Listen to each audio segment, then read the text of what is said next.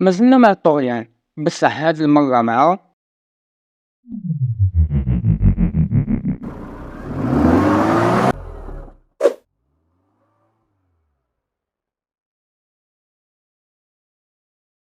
السلام عليكم مشتركي وشعب وربة عالم محركة قناة في 6. بعد ما ديناكم البريطانية والطغيان تاع ماكلارين وخليفة البي 1 اللي هي دبليو 1، والطغيان تاع كافالينو رامبانتي وخليفة الفاتنة لافيراري اللي هي الاف 90. اليوم انا رايحين لألمانيا والطغيان تاع الصح. انا رايحين نحكيو على اصبر حبس كيما راك.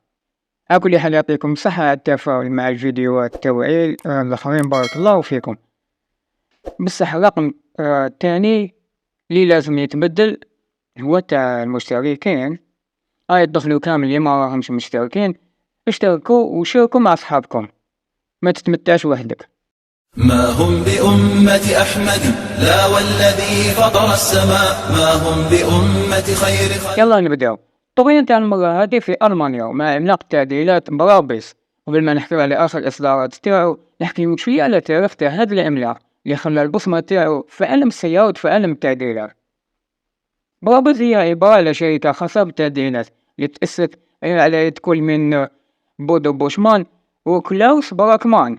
كان هذا في سنة 1977. المقر تاعها اللي جاي في بوتروب اللي قريبة من مدينة دوسلدورف في ألمانيا. وعلى عكس اللي بريباراتير برابيز عندها الشعار تاعها اللي يجي في كامل السيارات اللي يجوزوا لغرفة العملية. في البداية كانت شركة خاصة بتعديل سيارات نجمة شتوتغارت مرسيدس سمارت ومايباخ. وفي 2022 مشات لتعديل شركات واحد أخرين على غير رولز رويس ونموذج كولينا اللي يرجع فيه 700 حصان، وبورشا 911 اللي طلعوها ل 900 حصان، وحتى رانج روفر سبور اللي رجع فيه 600 حصان. وغير كيما وفي حفل ضخم اللي دام أكثر من ساعة عنو على التشكيلة الجديدة تاعهم اللي واحد ما كان يستنى فيها. وكاين اللي هدرنا عليهم كيما الوحش برابوز جي 900 روكيت 6 باي 6، وقبلها كاين الآلة جي تي 63 اي ام جي 4 دور اللي رجعت روكيت 900، وعنو تاني على النسخة 1000 اللي فيها محرك تاع 1000 حصان. انا عماه مهابل تاع الصح. برابز عنو تاني على سمارت 1 برابز بلا الهبل تاع الصح، وين راحو بعيد فوق البحر وخدموا اليخت تاعهم، خدموا تاني موطور عندهم موطورات. وعنو على زوج مفاجآت اللي هما ما هم بأمة أحمد لا والذي فطر السماء، ما هم بأمة خير خلق الله بادئا وانتهاء. أول مفاجأة اللي كانت اللي هي ال S63 AMG A Performance اللي عودوها تقريبا من الزيرو.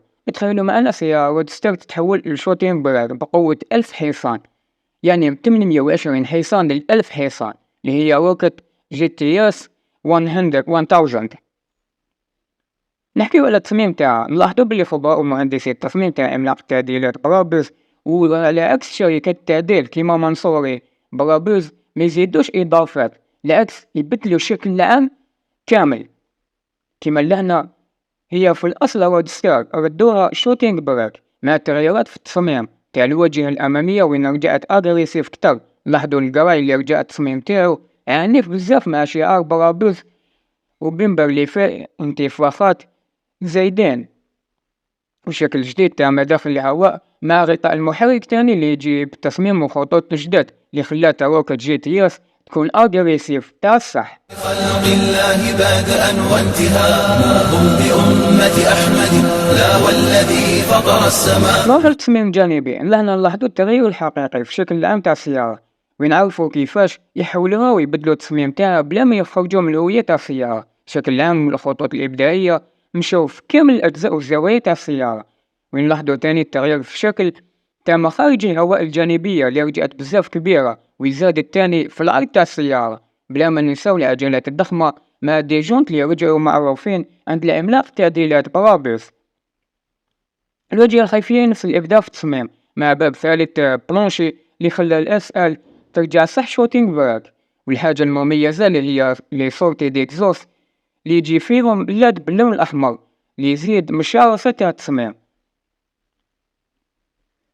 والحاجة المميزة بزاف في هاد الأسئلة اللي بدلوها هو أنو كي تقرب منها تصيبها باللي كامل الهيكل تاعها مصنوع من الكربون فايبر. سيدي حاشا فليسوا الأكفياء ما هم بأمة من على الأفلاك. وفي الجانب التقني المحرك هو عبارة على 4.5 لتر V8 هايبريد اللي يولد قوة تاع 1000 هورس باور ولازم دوران تاع كاميو اللي يلحق ل 1820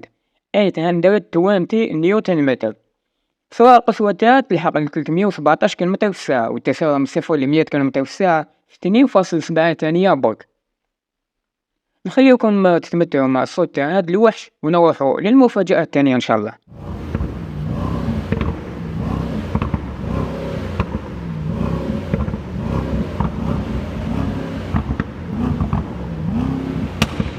قلنا في البداية تاع الحلقة بلي برابيز وساو كلش موطو سوبر كار SUV يوت.